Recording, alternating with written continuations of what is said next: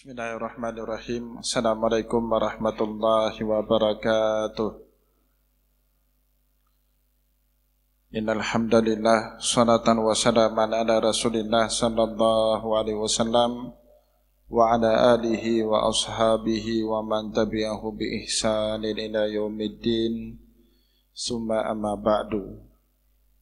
Puji dan syukur senantiasa dan tidak pernah bosan-bosannya kita panjatkan kehadiran Sang Maha Pencipta Allah Subhanahu wa Ta'ala, yang mana dengan limpahan karunia-Nya, rahmat-Nya, hidayah-Nya serta anugerah-Nya kepada kita semua, kita kembali masih diberikan kesempatan, kesehatan dan usia panjang oleh Allah untuk terus dan senantiasa mengabdikan diri kita di jalannya dengan menjalankan segala perintah-Nya dan jauhi semua larangan-Nya. Salawat dan salam tidak pernah lupa pula kita haturkan kepada junjungan alam Nabi besar Muhammad sallallahu alaihi wasallam, yang mana dengan perjuangan beliau dan para sahabat beliau kita dapat mengenal betapa rahmatan lil alamin ajaran agama Islam, sebagaimana yang menjadi keyakinan dan pengetahuan kita bersama. Bapak Ibu kaum muslimin dan muslimat yang dimuliakan oleh Allah, mari pada kesempatan malam yang berbahagia ini kita kembali lanjutkan pengajian sirah nabawiyah kita dengan kitab Zadul Ma'ad fi Hadi Khairil Ibad karya Imam Ibnul Qayyim Al-Jauzi rahimahullahu ta'ala anhu. Dan insyaallah pada pertemuan yang berbahagia ini kita akan masuk ke dalam pasal pembahasan berikutnya. Pasal pembahasan yang diberikan tema atau judul oleh Imam Ibnul Qayyim tentang fi dzikra al-hijrataini al-ula wa tsaniyah, ya, tentang menyebut kenang-kenangan dua hijrah awal kaum muslimin, hijrah yang pertama dan hijrah yang kedua. Tentu yang dimaksud hijrah di sini bukanlah hijrahnya Rasulullah sallallahu alaihi wasallam ke Madinah, dan itu yang paling banyak dikenang oleh umat Islam, bukan hanya karena peristiwa hijrah itu sendiri, tapi lebih karena setelah peristiwa hijrah itu Umar bin Khattab kemudian menjadikan momentum hijrahnya Rasulullah dari Mekah ke Madinah itu sebagai awal penanggalan kalender Islam. Jadi itu sebab kenapa hijrah Rasulullah ke Madinah itu lebih populer dibandingkan hijrahnya Rasulullah atau para sahabat Rasulullah ke daerah-daerah yang lain.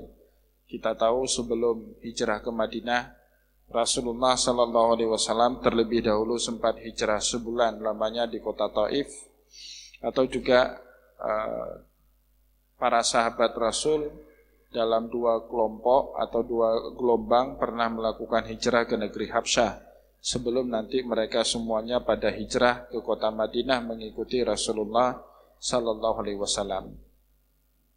Jadi Bapak Ibu kaum muslimin dan muslimat yang dimuliakan oleh Allah, sehingga makna hijrah itu dalam sejarah, secara sejarah makna hijrah itu luas sekali. Hijrah itu dalam sejarah tidak hanya pindahnya Rasulullah dari Madinah, dari Mekah menuju Madinah, tapi pindahnya Rasulullah ke Taif juga hijrah. Pindahnya para sahabat dari kota Mekah ke Habsyah juga hijrah. Kemudian setelah Rasulullah bertempat di kota Madinah, banyak sekali sahabat-sahabat dari luar Madinah itu berpindah tempat, ya, ke kota Madinah, itu juga hijrah. Seperti Abu Hurairah radhiyallahu anhu berpindah dari kota Yaman menuju ke kota Madinah, itu juga hijrah. Sebagian dari mereka punya bekal cukup sehingga bisa beli tanah, bisa buat rumah di kota Madinah, tapi sebagian daripada mereka itu tidak punya cukup kebutuhan ekonomi sehingga mereka terpaksa tinggal di Masjid Nabawi pada saat itu. Maka di pojokan Masjid Nabawi pada saat itu ada suatu tempat yang dikenal dengan sebutan Sufah, tempat tinggalnya orang-orang yang hijrah ke kota Madinah tapi tidak punya tempat tinggal lain kecuali di pojokan Masjid Nabawi tersebut. Nah, begitu juga hijrah-hijrah yang lainnya. Jadi hijrah itu luas sekali dimensinya dalam makna berpindah dari satu tempat ke tempat yang lainnya.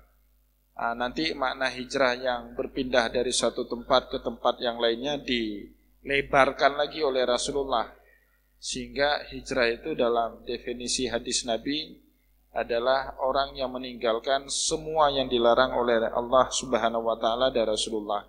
Al-muhajiruna ma hajara ma nahullahu anhu. Jadi yang disebut dengan orang-orang yang hijrah adalah orang-orang yang bisa meninggalkan apapun yang dilarang oleh Allah Subhanahu wa taala dan Rasulnya. Itu jadi maknanya itu luar biasa besar. Jadi tidak bisa kita persempit makna hijrah hanya berpindah dari kota Mekah menuju Madinah saja. Itu memperkecil cakupan konsep hijrah yang ada di dalam Al-Quran maupun dalam hadis Rasulullah SAW. Adapun pembahasan kita pada malam yang berbahagia ini lebih khusus tentang hijrah kali pertama dan hijrah kali kedua ke Habsyah. Ya, diceritakan oleh Imam Ibnul Qayyim Al-Jauzi, lamma kasura al-muslimun, ketika jumlah kaum muslimin makin hari makin banyak, wa khafa minhumul kufar, dan semakin hari kaum kafir, orang-orang kafir Quraisy itu makin takut dengan pertumbuhan yang begitu cepat ya pemeluk umat Islam yang mengikuti Rasulullah SAW. Untuk menghentikan gerak tumbuh pengikut yang begitu cepat, ishtadda adzahum lahu sallallahu alaihi wasallam, mereka mengambil opsi untuk bersikap represif. Nah, ini Bapak Ibu, ini pelajaran sejarah penting sekali. Setiap ada gerakan sosial atau setiap kali ada gerakan moral dan para penguasa pada saat itu mengambil tindakan represif atau mengambil tindakan keras untuk menghentikan gerakan moral itu bukannya mengecil tapi cenderung akan membesar. Selalu sejarah membuktikan fakta demikian. Jadi kapanpun sejarah perjuangan rakyat yang basis mereka berjuang itu adalah moral atau sosial, bukan karena fanatik ekonomi atau kepentingan sesaat, jika perlawanan itu dilawan dengan kekerasan atau tindakan represif oleh pemerintah, pasti gerakan perlawanan ini akan membesar, bukannya mengecil atau menyelesaikan masalah, tapi dia akan membesar. Dulu Rasulullah SAW ketika berdakwah mengajak mereka meninggalkan perbuatan-perbuatan jahiliyah, kemudian mengajak mereka untuk punya akhlak, untuk punya moral, untuk bertauhid kepada Allah. Orang-orang Quraisy mengambil tindakan represif untuk menghentikan gerakan yang dibuat oleh Rasulullah.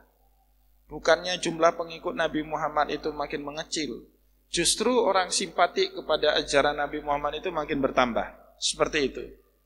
Reformasi kan awalnya 1-2 kelompok mahasiswa berdemo tahun 98 itu. 1 kelompok, 2 kelompok demo. Tapi kemudian pemerintah rezim Orde Baru mengambil tindakan represif ketika itu. Semua mahasiswa ditindak, ditangkap, dimasukkan ke penjara. Bahkan banyak aktivis pada saat itu hilang, tidak jelas. Nah, tindakan 1-2 kelompok itu kemudian menimbulkan gerakan masif, Bapak Ibu. Bukan hanya mahasiswa yang lakukan pergerakan, tapi juga seluruh elemen sosial, seluruh elemen masyarakat muncul bergerak untuk menggulingkan rezim Orde Baru pada saat itu. Akhirnya apa yang terjadi? Tumbang rezim yang sudah berkuasa 32 tahun. Tumbang. Gara-gara apa? Tindakan yang dipilih oleh pemerintah pada saat itu adalah represif. Bukannya pendekatan budaya, pendekatan kultur, sosial, dan seterusnya. Begitu juga Soekarno pada saat itu. Setelah peristiwa 1965 Gestapo itu, Soekarno terus digoyang. Nah, tindakan yang diambil pada saat itu kan konkantip, menertibkan dengan kekuatan militer. Lama-kelamaan tumbang itu Soekarno. Jadi setiap kali ada gerakan moral dan kemudian penguasa pada saat itu mengambil tindakan kekerasan, pasti yang terjadi penguasa pada saat itu makin lama makin kehilangan simpatik dan kepercayaan dari masyarakat. Dan itu sejarah sudah membuktikannya. Termasuk revolusi sosial di Prancis. Ya, Raja Louis itu tumbang sehingga muncul demokrasi pertama sekali dengan tiga konsep utama itu, liberty, egalitarian, dan seterusnya itu muncul di Prancis gara-gara masyarakat, gerakan masyarakat, dan kemudian menghadapi tindakan represif dari pemerintah, dari kerajaan pada saat itu. Tapi tidak lama kemudian penguasanya yang tumbang. Ya, rakyat mampu menjungkir balikkan kekuasaan raja pada saat itu. Nah, Seperti itu juga di masa Rasulullah. Pada awalnya tumbuh satu dua dari kelompok kerabat Rasulullah. Tapi ketika Rasulullah ditekan, ya dihina, dimaki, bukannya membuat gerakan Rasulullah SAW ini mengecil, tapi justru membesar. Sudah seperti itu tabiat daripada gerakan moral. Maka ada orang yang bertanya sama saya, Ustadz, sekarang kan keadaan kita kacau sekali. Di mana-mana kacau, pemerintah kayak tidak peduli rakyat, ya, atau pemerintah sibuk dengan urusannya sendiri. Bahkan sering kita dengar eksekutif berantam dengan legislatif. Nah, kalau eksekutif berantam dengan legislatif, kapan mereka sempat ngurusin rakyat? Tapi saya selalu menjawab dengan pandangan positif, Bapak Ibu. Di dalam cerita pewayangan itu ada tokoh yang namanya Pandawa. Jadi diceritakan dalam pewayangan itu, pada saat terjadi erupsi Gunung Merapi itu kan ketika meletus, ketika dia erupsi akan menyebabkan prahara, akan menyebabkan krisis, akan menyebabkan disorder. Para petani yang bisa menanam padinya dengan aman harus mengungsi. Para peternak tidak bisa lagi melakukan peternakan kepada sapi-sapinya, harus pada mengungsi semua. Lahan pertanian hancur, lahan perkebunan hancur, lahan peternakan hancur gara-gara erupsi Gunung Merapi, dan kadang-kadang disertai dengan gempa. Setelah mereka mengungsi terjadi prahara, terjadi kekacauan yang luar biasa. Tapi kan setelah erupsi, masyarakat kan kembali ke desanya, kembali ke kampung halamannya. Mulai kembali bertani, mulai kembali bercocok tanam, mulai kembali berternak. Dan pada saat itu hasil pertanian dan hasil perkebunan biasanya akan berkali lipat. Kenapa? Tanahnya mulai subur gara-gara abu vulkanik atau aliran lahar yang lewat di daerah tersebut. Nah, ini persis Bapak Ibu kejadian yang terjadi di masa kita sekarang. Supaya muncul gerakan moral, gerakan sosial dari masyarakat, butuh letupan-letupan sosial terlebih dahulu.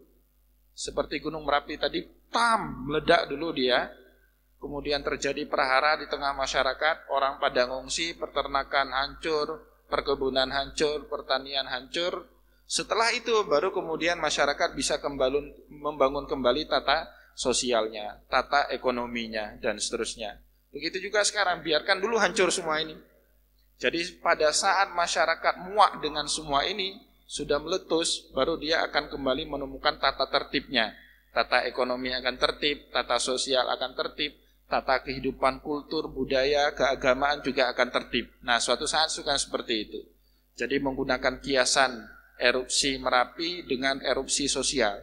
Supaya ada ketertiban, sosial ini harus erupsi dulu. Seperti yang namanya peternakan akan tertib kalau ada yang namanya erupsi daripada Gunung Merapi itu. Bapak Ibu kaum muslimin dan muslimat yang dimuliakan oleh Allah, tidak cukup hanya menekan para sahabat Nabi, wa fitnatuhum iyahum, dan bahkan orang-orang kafir Quraisy itu membuat prahara, membuat fitnah, ya, membuat kekacauan yang luar biasa kepada para sahabat Rasul. Fa'adzina lahum Rasulullah sallallahu alaihi wasallam fil hijrati ilal Habsyah. Maka kemudian Rasulullah sallallahu alaihi wasallam mengizinkan para sahabatnya itu untuk hijrah ke negeri Habsyah. Ya, karena Rasulullah tidak tega melihat pengikutnya disakiti seperti itu. Jadi kalau dirinya disakiti, ya Rasulullah sallallahu alaihi wasallam masih tegaan lah. Tapi kalau sudah berurusan dengan pengikutnya, Rasulullah tidak tega. Karena yang namanya daya tahan para sahabat tentu jauh di bawah daya tahan Rasulullah sallallahu alaihi wasallam.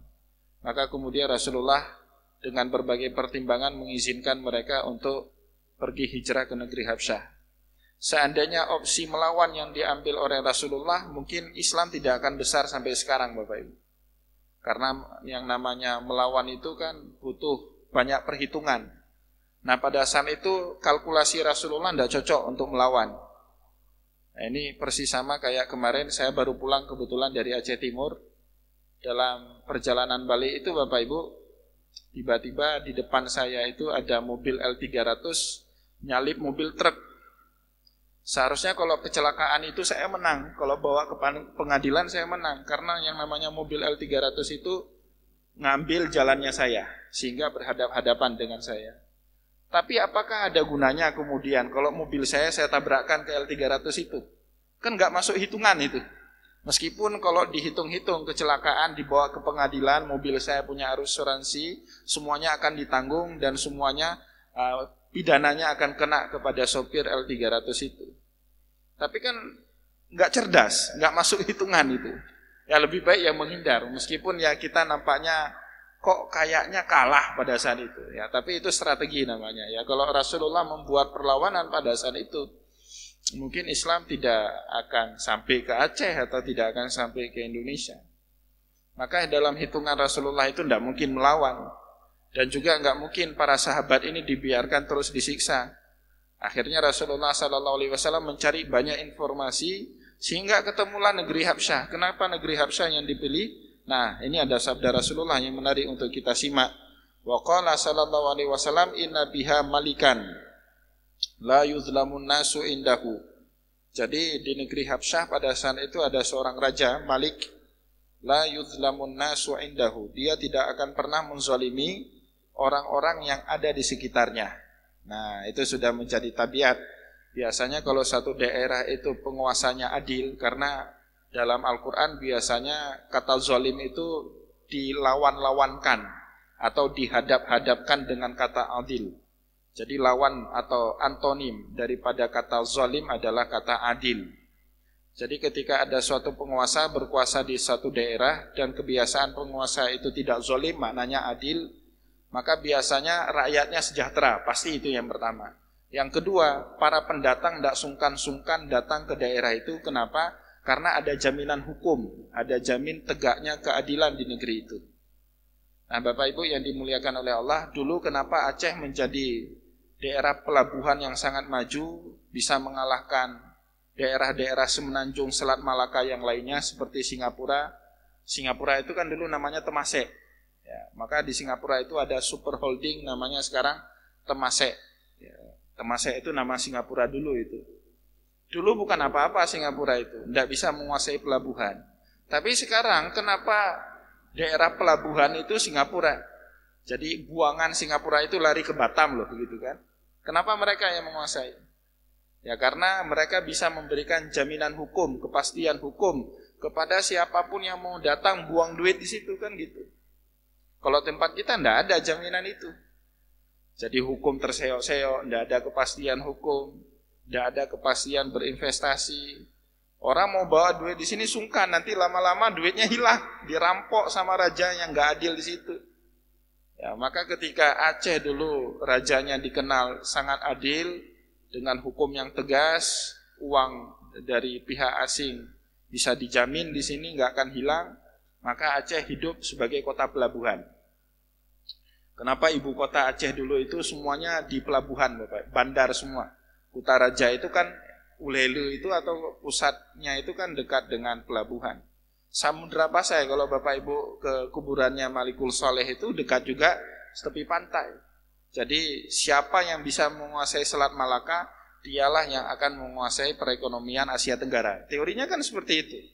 Sekarang yang bisa menguasai Selat Malaka itu kan Singapura. Maka perekonomian Asia Tenggara dikuasai oleh Singapura. Nah, awal mulanya itu harus kepastian hukum. Nah, bagaimana kemudian bisa ada kepastian hukum kalau penguasanya itu tidak adil atau zalim seperti itu? Tidak akan ada itu. Sekarang para pencari suaka politik itu tidak ada yang carinya ke Indonesia atau carinya ke negara Muslim, ke Timur Tengah, tidak ada itu. Saudara-saudara kita Rohingya itu bukan cari suaka politik ke Aceh, Pak. Jangan GR dulu. Carinya itu ke negara kafir, Australia. Kebetulan kehabisan bekal atau terdampar di Aceh, seperti itu kan. Kalau ditanya sama wartawan, arahnya mau kemana, destinasinya mau kemana, semua pada bilang mau ke Australia. Atau saudara-saudara kita orang Bangladesh, orang Timur Tengah, rata-rata mau ke negeri Eropa. Kenapa? Di sana ada jaminan hukum.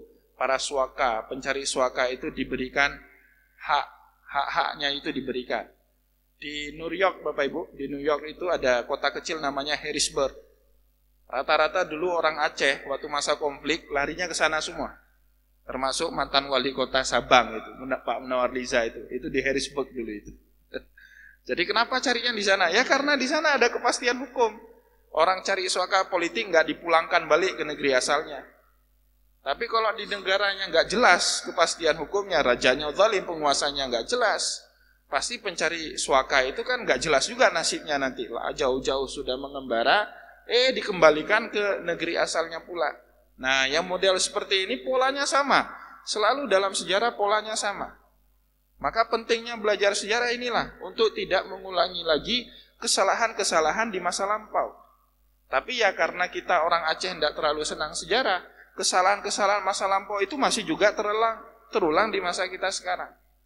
Konflik pemahaman tasawuf dengan syariat itu kan dulu sudah ada itu. Contohnya dulu Hamzah Al-Fansuri berkonflik dengan pengikutnya Nuruddin Araniri kan seperti itu. Nah tapi karena kita tidak mau belajar sejarah, akhirnya konflik itu terulang lagi di zaman kita sekarang. Nah itu pentingnya belajar sejarah untuk tidak terperangkap ya ke dalam hal-hal yang seperti ini.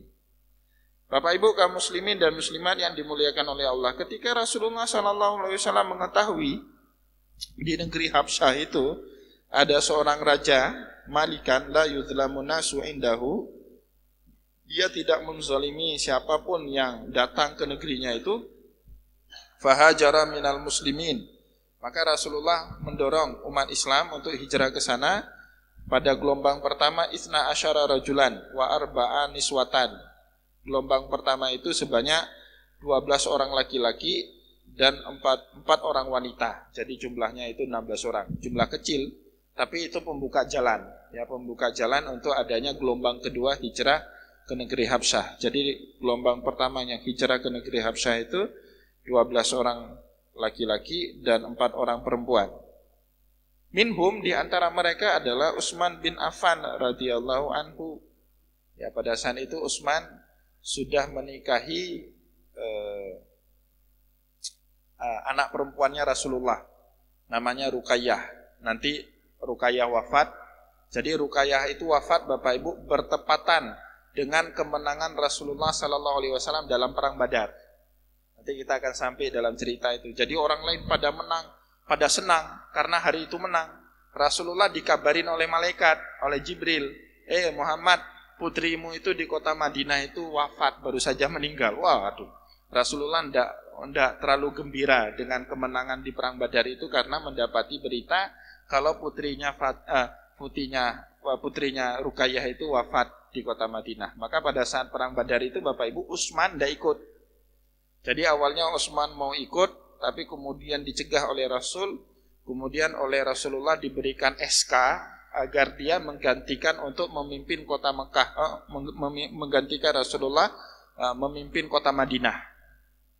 Jadi Utsman tugasnya menggantikan posisi Rasulullah di kota Madinah, sekaligus untuk merawat Ruqayyah yang pada saat itu sedang sakit. Nah dulu Bapak Ibu Ruqayyah ini istrinya Utbah. Utbah ini putranya Abu Lahab. Ya, Abu Lahab atau nama aslinya Abdul Uzza. Abu Lahab itu kan pamannya Nabi. Jadi itu tradisi orang Arab seperti itu Bapak Ibu. Tradisi orang Arab itu nikah antara sesama keluarga mereka. Ya, maka kalau sekarang ada Said itu nikah sesama Said. Said, Syarifah cari Said. Itu sebenarnya kalau saya tidak terlalu setuju itu dikatakan budaya Islam. Tapi lebih tepat itu budayanya Arab. Karena orang Arab memang punya kebiasaan seperti itu. Rasulullah SAW punya putri namanya Ruqayyah. Ruqayyah itu dinikahi dengan putra pamannya Nabi, Abu Lahab. Abu Lahab itu punya anak hasil perkawinan dia dengan Ummu Jamil, namanya Utbah. Nah dalam pernikahan itu tidak dikaruniai anak. Tidak lama setelah menikah itu Rasulullah dilantik menjadi Rasul. Kemudian terjadilah hubungan yang menegang antara Rasulullah dengan pamannya Abu Lahab. Puncaknya itu sampai turunnya surat Al-Masad. Jadi pada saat Rasulullah diperintahkan oleh Allah Subhanahu wa taala untuk berdakwah terang-terangan, fasda' bima tu'marun, Rasulullah mengumpulkan kerabat-kerabatnya orang Mekah itu di Jabal Abul Qubais. Kemudian Rasulullah naik ke atas Jabal Abul Qubais mendakwahkan ajaran Islam kepada mereka. Abu Lahab paman sekaligus besanannya Rasul itu. Abu Lahab itu. Langsung Abu Lahab marah. Tabat laka ya Muhammad alihada jama'tana. Celaka kamu Muhammad. Apakah untuk urusan seperti ini kamu mengumpulkan kami di tempat ini? Sampai Allah Subhanahu wa taala kemudian balas, tabat yada abi lahabi wa tab. Ya, yang diserang sama Allah bukan hanya Abu Lahab, tapi juga wa imra'atuhu hammalatal hatab. Istri Abu Lahab yang bernama Ummu Jamil yang tugasnya hari itu memprovokasi suaminya agar kemudian marah kepada Rasulullah sallallahu alaihi wasallam. Nah, setelah itu hubungan Rasulullah cenderung tidak membaik. Meskipun Bapak Ibu kalau kita baca dalam hadis, Rasulullah tetap berusaha memposisikan dirinya sebagai seorang keponakan. Jadi bukannya semata-mata setelah turunnya ayat itu, setiap kali jumpa Abu Lahab Rasulullah ngomong tabat yada abi lahabi wa tab. Tidak seperti itu juga Bapak Ibu. Nah, ini pentingnya. Jadi Allah Subhanahu wa taala itu boleh ngomong keras. Allah Subhanahu wa taala itu boleh ngomong melaknat, menghukum, menghujat orang-orang kafir, boleh. Kenapa? Allah Subhanahu wa taala itu tidak punya hubungan apa-apa dengan orang kafir itu. Tidak terikat secara sosial, tidak terikat dalam struktur budaya, tidak terikat dalam struktur kekeluargaan. Memangnya Abu Lahab itu siapanya Allah? Kan nggak ada ikatan seperti itu. Tapi kita Bapak Ibu ada ikatan itu. Misalnya kita punya bapak kita tidak sholat. Apa boleh kita mengatakan kafir kamu? Enggak, kenapa? Karena itu bapak kita terikat hubungan keluarga dengan bapak kita itu. Maka juga ada nilai yang lain harus kita pertimbangkan kan gitu. Maka ketika Allah Subhanahu wa taala berkata keras dalam Al-Qur'an, contoh dalam mempraktekkan nilai-nilai keras itu pada diri Rasulullah Bapak Ibu. Kenapa? Rasulullah itu masih punya hubungan dengan orang-orang yang dikutuk sama Allah itu, Abu Lahab pamannya. Meskipun ada kutukan Allah, tapi karena Rasulullah terikat hubungan paman dengan keponakan, maka beliau selalu ingin memposisikan dirinya sebagai keponakan yang baik.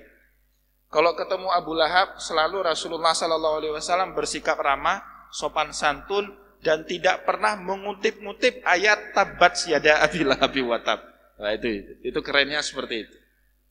Maka Rasulullah itu judulnya kan rahmatan lil alamin. Meskipun orang kafir pun tetap rahmatan lil alamin. Meskipun pamannya itu dikutuk, tapi Rasulullah kalau bertatap muka ya tetap rahmatan lil alamin kepada pamannya itu.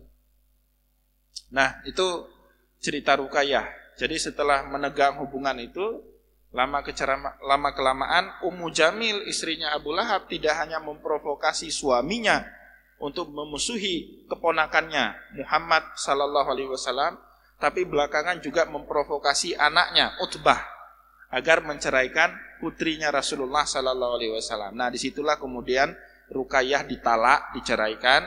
Ruqayyah kemudian menjadi janda. Kemudian Rasulullah menikahkan Ruqayyah ketika dipinang oleh Utsman bin Affan. Itu ceritanya. Maka kemudian Ruqayyah dibawa pergi oleh Utsman bin Affan, ikut serta hijrah ke negeri Habsyah kali pertama.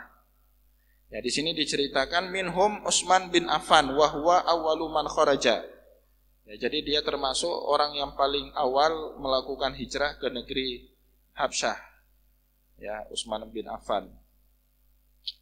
Wa ma'ahu zaujatahu, dan bersama Utsman bin Affan itu ya istrinya ikut Ruqayyah bintu Rasulillah sallallahu alaihi wasallam, putrinya Rasulullah. Nah, sampai-sampai Ruqayyah tidak sempat menyaksikan ibunya wafat. Ya, Khadijah Al-Kubra itu wafat tahun 6 kenabian Bapak Ibu. Nah, tahun 6 kenabian atau bukan 6 kenabian, 9 kenabian ya. Tahun 6 kenabian, 7 kenabian, 8 kenabian ya, 9 kenabian. Itu tahun di mana Rasulullah itu diboikot di satu lembah namanya Syi'ib Bani Amir. Ya, diboikot di situ. Pada tahun berikutnya, tahun 9 kenabian itu, Khadijah wafat. Pada saat Khadijah wafat, Ruqayyah itu masih di pengasingan. Masih di tempat pengasingan, ya, masih di negeri Habsyah. Maka pada saat dia kembali nanti, dia menemukan ibunya sudah wafat, itu sedih betul itu. Jadi Ruqayyah tidak sempat menyaksikan ibunya Khadijah itu wafat. Ya, karena dia di pengasingan. Dan juga dia tidak tahu ibunya wafat. Ya bukan seperti masa kita sekarang, kalau sudah tahu wafat, ya kita bisa balik, ya bisa berkirim kabar, video call dan seterusnya. Pada saat itu tidak punya fasilitas seperti itu. Itu yang menyedihkan. Yang kedua, syariat juga belum punya cara menghormati orang yang sudah meninggal. Kalau sekarang kan kita punya syariatnya, Pak. Jadi kalau orangnya dekat sama kita, kita bisa ikut memandikan jenazahnya. Atau kalau enggak sempat bisa ikut mengkafani jenazahnya. Atau kalau enggak sempat bisa melakukan sholat jenazah kepada mayit itu. Atau sampai-sampai kita datang sampai ke tempat perkuburannya. Itu kan ada syariatnya. Kalau dulu belum ada syariat ini, Pak. Belum ada syariat ini.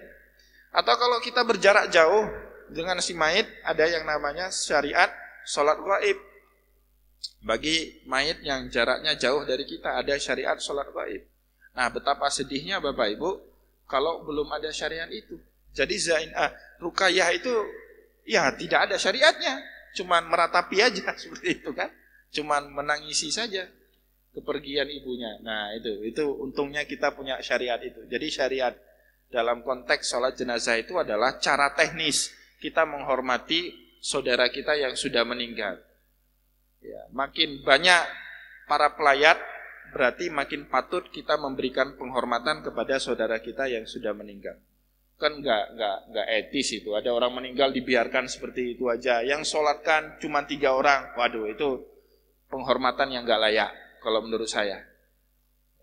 Nah, tapi sekali lagi tergantung sejauh mana kita bermanfaat kepada manusia yang lain selama kita masih hidup. Itu gantungannya di situ Bapak Ibu. Makin banyak kita mendatangkan manfaat kepada orang selama kita masih hidup, juga makin berhak kita mendapatkan penghormatan ketika kita meninggal dunia. Tapi makin sedikit kebermanfaatan kita ketika kita masih hidup, makin sedikit pula ya penghormatan orang kepada kita ketika kita meninggal dunia kelak. Maka sampai-sampai itu Bapak Ibu di Afrika itu ketika ada orang meninggal dunia, jasadnya itu dijogetin. Ada orang yang joget, ya ditaruh peti matinya itu kemudian joget. Ketika diinterview, kok ada orang mati, kok dijogetin, ditarikan kan gitu. Kan gak etis kan. Ya, mereka jawab, inilah pantas. Orang ini pantas mendapatkan penghormatan sedemikian rupa karena dia berjasa bagi kami ketika hidupnya. Jadi cara menghormatinya beda-beda. Ya, kalau kita orang Islam tidak seperti itu tentunya ya. Kita dengan salat jenazah, membacakan doa. Kalau tradisinya Nahdiyin ya ada sama dia tahlilan. Kalau tradisinya Muhammadiyah ya cuma takziah. Ya itu kan budaya saja itu. Tahlilan atau takziah itu budaya. Jadi dia tidak mahdoh, tidak ibadah mahdoh. Itu hanya penerjemahan rasa duka dalam bentuk budaya. Baik Bapak Ibu kaum muslimin dan muslimat yang dimuliakan oleh Allah, fa aqamu fil habsyah fi ahsani jiwarin, sehingga mereka berdomisili kemudian sekian lama di negeri Habsyah fi ahsani jiwarin, di bawah perlindungan yang sangat baik. Ya kalau bahasa kita sekarang dapat suaka politik yang sangat baik, dilindungi dengan sangat baik oleh Raja Nejus pada saat itu. Fabalaghahum anna Quraisyan aslamat. Sampai suatu hari dapat berita, mereka dapat berita, dapat isu kalau orang Quraisy itu sudah Islam semuanya. Nah, ini dapat isu. Ternyata berita hoax. Bukan hanya ada di masa kita sekarang Bapak Ibu, tapi berita hoax semenjak dari dulu itu sudah ada. Ya mereka dapat isu ini. Yang 16 orang tadi yang sudah di negeri Habsyah dapat isu. Kalau orang Quraisy sudah pada Islam, sudah ikut Nabi Muhammad semua. Nah, tidak ada kebutuhan lagi kita berada di negeri pengasingan. Ya, maka mereka kemudian buat rencana untuk balik ke kampung halamannya, balik ke Mekah. Wa kana hadzal khabaru kadziban. Nah, kemudian diceritakan di sini, berita ini ternyata bohong. Ya, berita bohong, berita tidak benar. Faraja'u ila Makkah, tapi mereka sudah keburu pulang ke Mekah, baru tahu berita itu tidak benar setibanya di kota Mekah. Ya.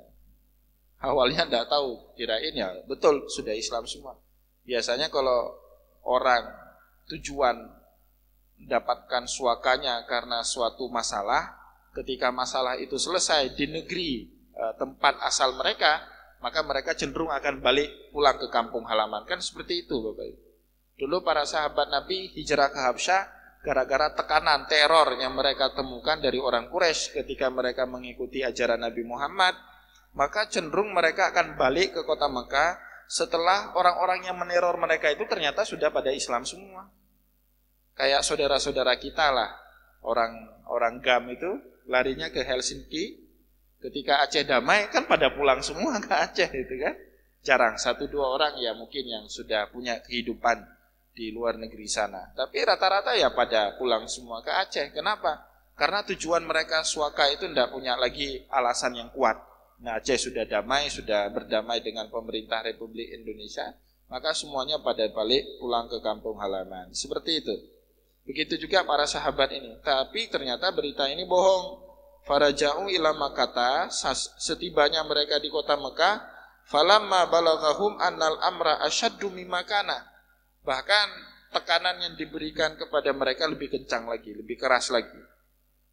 Ya, raja'a minhum man raja'a. Sehingga ada di antara mereka yang murtad. Ada, nanti ada seperti sahabat namanya Ubaidillah bin Jahshin. Ini orang murtad. Ya, sudah masuk Islam, tapi kemudian murtad, nggak tahan ya murtad. Tapi juga sebaliknya, ada lagi orang yang bersimpatik. Itu suatu hal yang wajar Bapak Ibu. Ada yang berkhianat, ada yang terus berjuang, itu sudah biasa itu. Dalam perjuangan Aceh kan seperti itu juga. Ada orang yang bergabung dengan Cuk Nyadin, tapi juga ada model-model Panglima Tibang yang mengkhianati Cuk Nyadin. Itu seperti itu. Yang namanya perjuangan itu sudah seperti itu tabiatnya. Ya, ada orang yang murtad, wadakhala jama'atun, tapi juga banyak berkelompok masuk ke dalam ajaran Islam. Falakum min Quraisy adza syadidan, sehingga orang-orang yang baru masuk ke dalam Islam itu mendapatkan tekanan yang luar biasa dari orang Quraisy. Wa kana mimman dakhala Abdullah bin Mas'ud, di antara mereka yang masuk Islam setelah kembalinya gelombang pertama hijrah dari Habsyah itu adalah Abdullah bin Mas'ud radhiyallahu anhu. Nah, nanti Abdullah bin Mas'ud dengan sahabat-sahabat yang lain ikut rombongan hijrah berikutnya ke negeri Habsyah. Summa adzina lahum fil hijrati saniyan ilal Habsyah. Kemudian Rasulullah sallallahu alaihi wasallam mengizinkan para sahabatnya untuk hijrah kedua kali ke negeri Habsyah. Fahajara minar rijali salasatun wa samanuna rajulan. Maka hijrah kali kedua ini lebih banyak jumlahnya Bapak Ibu.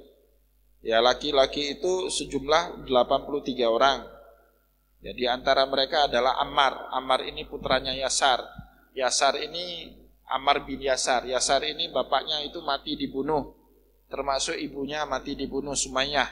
Jadi termasuk orang yang paling pertama masuk Islam dari kalangan budak, Yasar, bapaknya Ammar.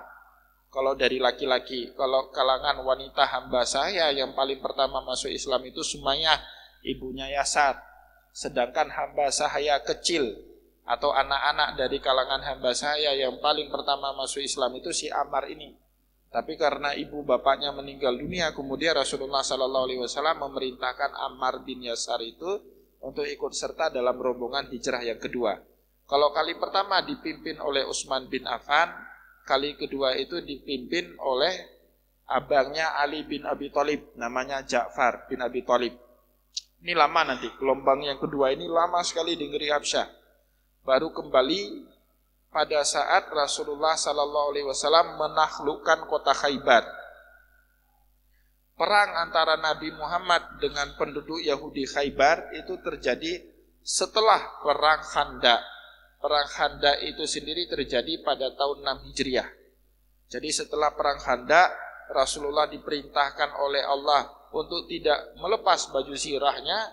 Kemudian Rasulullah menuju ke arah tenggara dari kota Madinah, lebih kurang 120 km. Ada suatu tempat namanya Khaybar. Rasulullah menyerang kota Khaybar itu. Tidak lama kemudian menang Rasulullah. Khaybar jatuh ke tangan umat Islam. Setelah 10 hari dikepung bentengnya itu, Rasulullah dapat kabar kalau Ja'far, abangnya Ali bin Abi Thalib, baru sampai ke kota Madinah.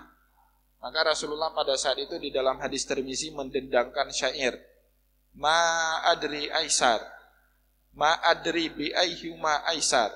Saya tidak tahu dengan apa yang membuat saya bahagia. Bi futuhil Khaybar am bi qudumil Ja'far. Apakah karena saya hari ini memenangkan perang Khaybar atau karena Ja'far baru kembali dari pengasingannya. Itu lantunan syair yang dikumandangkan oleh Rasulullah SAW ketika dia mendapatkan dua bahagia, ya dua kebahagiaan sekaligus, menang dalam perang Khaybar dan kemudian menemukan saudara sepupunya berarti ya. Ja'far itu saudara sepupunya itu sudah kembali dari pengasingannya. Baik Bapak Ibu kaum muslimin dan muslimat yang dimuliakan oleh Allah, insyaallah akan kita lanjutkan kembali pembahasan kita tentang hijrah ke negeri Habsyah ini pada pertemuan yang akan datang. Saya mohon maaf jika ada kesilapan kata dan kesalahan sikap. Allahumma fiq ila qamit tariq wa nasrun minallah wa dun karim. Wassalamualaikum warahmatullahi wabarakatuh.